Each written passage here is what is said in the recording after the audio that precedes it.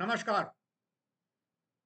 विश्व के अलग-अलग देशों, पड़ोसी देशों को मिलाकर अनेकों भारतीय युवक व दूसरे अच्छा रोजगार पाने के लिए, अधिक वेतन पाने के लिए विदेशों में जाते हैं और ज़्यादातर अमेरिका में जाते हैं। मगर अमेरिका के प्रेसिडेंट डोनाल्ड ट्रंप ने जो अब H-1B वीज़ा पर 100 गुना टैरिफ बढ़ाया है, उससे एक मुश्किल आन खड़ी हुई है और हर जगह त्राहिमाम है। विशेष करके जो टेक्निकल हैं, इंजीनियर्स हैं, उनके लिए सचमुच थोड़ी-सी मुश्किल हो गई है। अमेरिका के राष्ट्रपति ने जो नया टैरिफ लगाया है और 100 गुना बढ़ाया है, उसमें काफ़ी ज़्यादा मुश्किलें आएँगी। हालाँकि जो वीज़ा लगाया जाता था, जो कंपनियाँ अलग-अलग हैं, वो वीज़ा का पैसा वो देती थी, मगर अब इतना ज़्यादा अमाउंट हो गया है, शायद उनके लिए मुश्किल हो जाए। और इसमें जो अब बढ़ाया गया है, मगर हमारे वाणिज्य मंत्री पीयूष गोयल जो कल अमेरिका जा रहे हैं, उन्होंने एक विश्वास व्यक्त किया है, कोई ना कोई समाधान निकलेगा, ट्रेड पर डील होगी। अब 6 साल में 6.28 करोड़ रुपए की फीस लगेगी। हालांकि ये भी अनाउंस सही कर दिया गया है, जो पहले ही भारतीय काम कर रहे हैं उन पर H-1B वीजा का नया आदेश लागू नहीं होगा, यानी कि जो पहले से ही काम कर रहे हैं उनको समस्या नहीं होगी।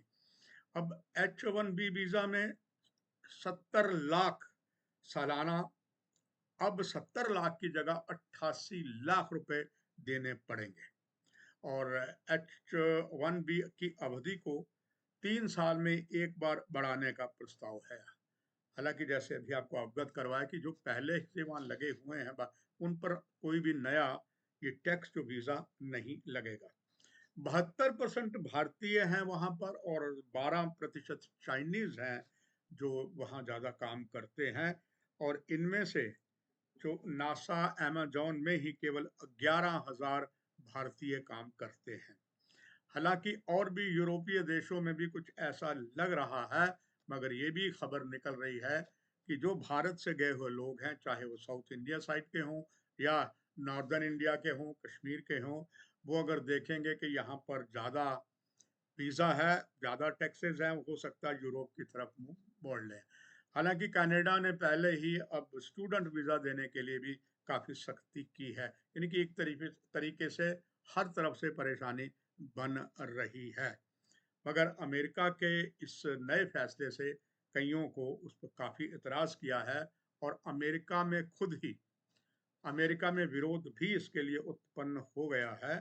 तो इसका जो इम्पैक्ट है वो 85,000 हर साल जो वीज़ा अगर जाता है उसमें पड़ेगा और उसमें सबसे ज़्यादा अगर नुकसान होगा तो भारत के युवाओं को होगा। अब स्थिति जो बनी है उसको किस तरीके से भारत टैकल करता है, मगर ये भी हम जानते हैं कि डोनाल्ड ट्रंप की अपनी सोच है, किस वक्त वो क्या कह जाए, क्या करते पता नहीं लगता है, मगर फिर भी आशा की जा सकती है कोई ना कोई ऐसा समाधान निकलेगा। हालांकि वो अपनी जगह बिल्कुल अडिंग हैं और उन्होंने कहा है, अब देखते हैं कितना इसमें फर्क पड़ा है, पर निश्चित तौर पर एक परेशानी भारतीयों को जरूर आएगी जो अच्छा खासा पढ़ के टॉप डिग्री लेकर जाते हैं कि वहाँ इनकम अच्छी है, वेतन अच्छा है, मगर अब आगे क्या होगा अगर इतना ज़्यादा वो बड़े हुए टैक्स देते हैं तो काफ़ी ज़्यादा मुश्किल होगी। बस इस कार्यक्रम में इतना ही, और कुछ कार्यक्रम है जो आपके लिए हम लेके आएंगे फिर दोबारा। धन्यवाद।